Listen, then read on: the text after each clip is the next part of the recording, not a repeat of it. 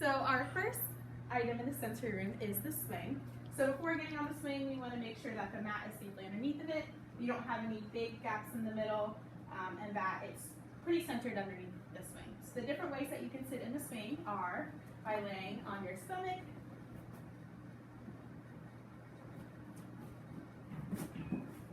laying on your back,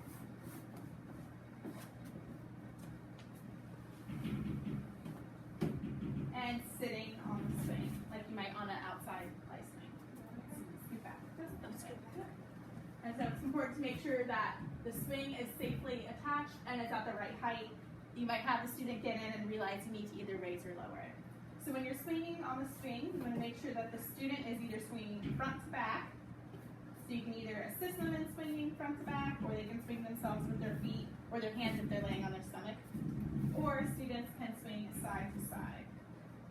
And you want to make sure that they're swinging within the boundaries of the mat so that they have a safe cushioning underneath of them.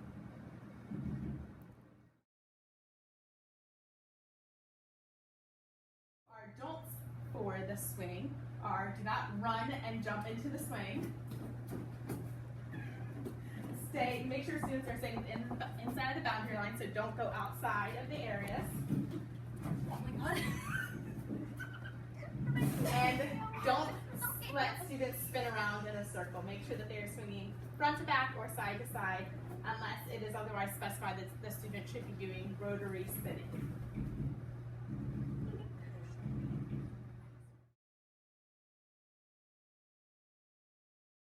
Our crash pad. So this is a great way for students to get kind of like some deep pressure, kind of get some energy out. So when using the crash pad, make sure that the students are using it from a safe distance. So they can either come up to the crash pad and fall into it, or they can jump onto it from a safe distance. So you want to make sure that it's not close to the wall or any other equipment so that the student doesn't get hurt.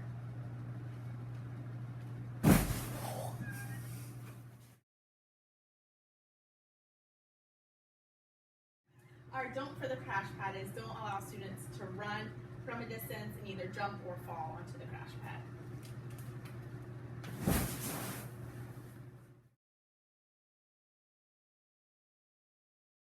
For the trampoline, make sure that it's a safe distance away from walls or other equipment. Encourage students to use the handrails if they're bouncing at a fairly decent height, and make sure that they stay away from the parameters of the trampoline.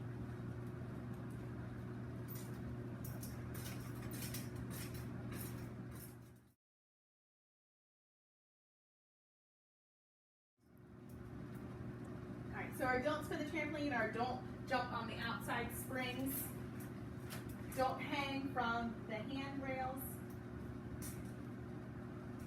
and don't allow more than one student on the trampoline at a time.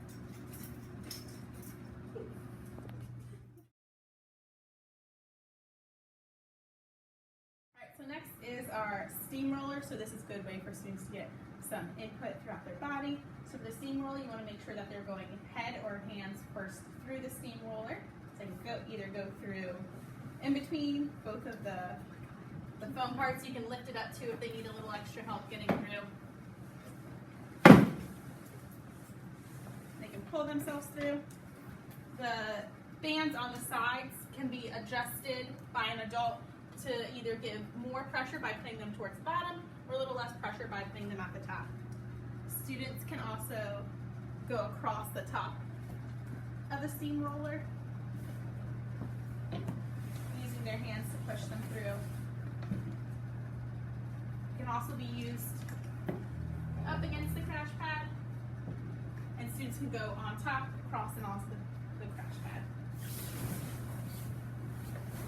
Right, and then we have the bossy ball.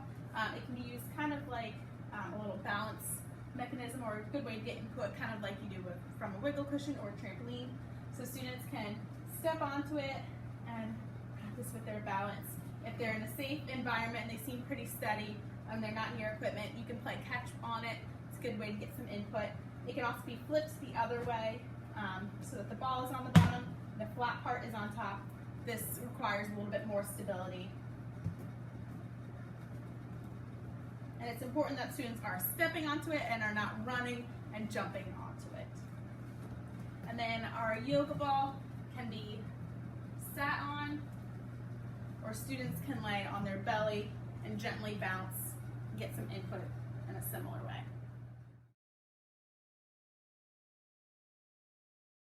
And next we have our lovely ball pit. We want to make sure students are keeping the balls in the ball pit. They aren't running and jumping in.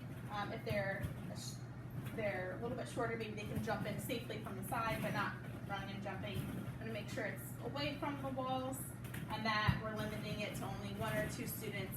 Depends on their activity level in the ball pit. If they're just kind of sitting and hanging out, we can have maybe a couple friends in, but if they're actively playing, it might be safe just to have 1 student in the ball pit. A little mat here that kind of looks like a spinning top. Students can stand on it and use the middle part for balance. Good little balance mechanism.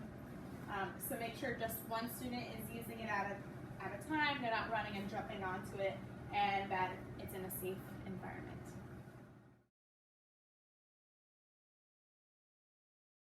Lovely step stones, so students can walk across them. They can make kind of like a little maze. These ones are really cool because not only do you get to step on them, but you get to see the different colors change. It's important that students aren't jumping up and down on them hard so they could break them, or throwing them at others.